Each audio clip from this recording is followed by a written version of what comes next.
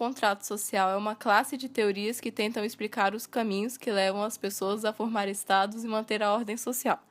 Os contratualistas partem da ideia que o Estado moderno precisa de um contrato social para criar o direito positivo.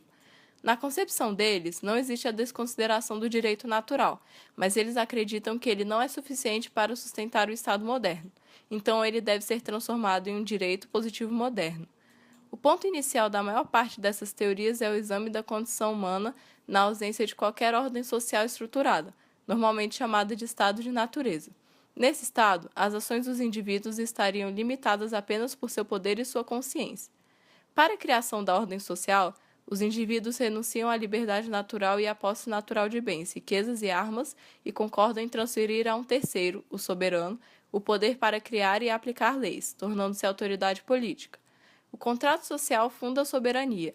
Os principais filósofos do contratualismo eram Thomas Hobbes, John Locke e Rousseau. Rousseau, um dos maiores pensadores do século XVIII, propõe em sua obra reformas políticas e educacionais. Ele tinha uma visão otimista da natureza e pessimista sobre a cultura e a sociedade, a qual pode ser resumida em sua frase: tudo é bom ao sair da mão do autor da natureza, mas tudo se degenera nas mãos dos homens. Em sua frase, todos nascem homens e livres, Rousseau questiona com que direito um homem exerce autoridade sobre outro homem. Rousseau considera a liberdade um direito e dever ao mesmo tempo. Rousseau afirma que os indivíduos nascem bons e que os modifica é a sociedade, que os leva para o caminho do mal. Daí a importância do contrato social, pois os homens, depois de terem perdido sua liberdade natural e serem corrompidos, necessitam ganhar em troca a liberdade civil, sendo tal contrato um mecanismo para isso. O povo seria, ao mesmo tempo, parte ativa e passiva deste contrato. Rousseau foi uma das principais inspirações ideológicas da segunda fase da Revolução Francesa, na qual os revolucionários defendiam os princípios da soberania popular e da igualdade dos direitos. Thomas Hobbes era um monarquista inglês do século XVII. Filósofo e autor de Leviatã, popularizou a doutrina que diz que a natureza humana é basicamente perversa. Essa concepção é geralmente chamada de egoísmo psicológico. A solução de Hobbes é uma forma legalista da ideia de reciprocidade, geralmente chamada de contrato social. Hobbes pensava que a moral era simplesmente uma maneira por meio da qual seres humanos maus, embora racionais, evitam conflitos.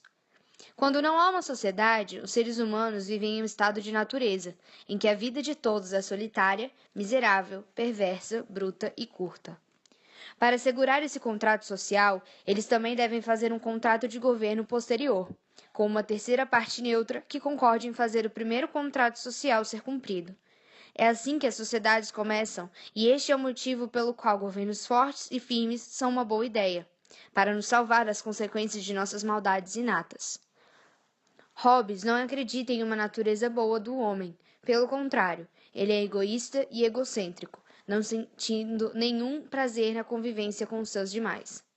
O pacto social é formado para garantir paz e segurança aos indivíduos em troca de sua liberdade e direitos. É um pacto de submissão, ao passo que todos transportam ao Estado todo o poder visando garantir a segurança. Outro aspecto do contrato é a escolha de um suzerano. Este deverá possuir poderes ilimitados, tornando-se assim o Estado do povo.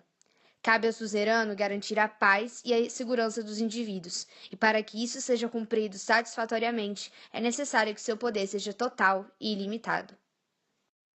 Locke foi um consagrado filósofo inglês considerado o pai do liberalismo. Ele elaborou uma teoria contratualista em que afirmou que a organização das leis e do Estado deve ser feita com o objetivo de garantir o respeito aos direitos naturais. A garantia desses direitos, que são proteção da vida, da propriedade e da liberdade, por exemplo, é definida por ele como a razão central de um governo.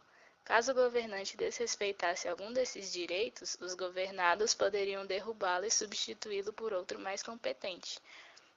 Os ideais de Locke serviram de base para importantes fatos históricos, tais como a Revolução Gloriosa e a Revolução Americana. John Locke, por ser considerado o pai do liberalismo, foi essencial na fundação do atual sistema capitalista, que é o vivenciado no Brasil. Esse sistema tem como fundamentos, como pilares, o direito à propriedade privada, a liberdade, e é o que vivenciamos atualmente no nosso país.